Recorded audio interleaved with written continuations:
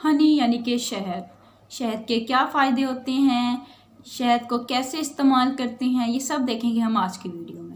हनी बहुत ज़्यादा कंज्यूम किया जाने वाला मीठा लिक्विड है। हनी का जो मेनली कंपोनेंट है वो कार्बोहाइड्रेट है, मतलब कि 85% इसमें कार्बोहाइड्रेट होता है। कैलोरीज के लिहाज से अगर हम बात करें तो कैलोरीज 10 ग्राम हनी में 32 कैलोरीज होती हैं, मतलब अगर आप 1 ग्राम हनी ले रहे हैं तो उसमें 3 कैलोरीज होंगी। कि कार्बोहाइड्रेट का मिक्सचर होता है। कार्बोहाइड्रेट में अब इसमें फ्रैक्टोज आ जाता है, गैस्ट्रीन आ जाता है, इसके अलावा सक्रोज आ जाता है। कॉमन शुगर जो आप घर में यूज़ करते हैं वो शुगर, मतलब कि glucose plus glucose is equal sugar बनेगी, तो वो शुगर मिक्स होता है, मतलब मिक्सचर होता है ये कार्बोहाइड्रेट।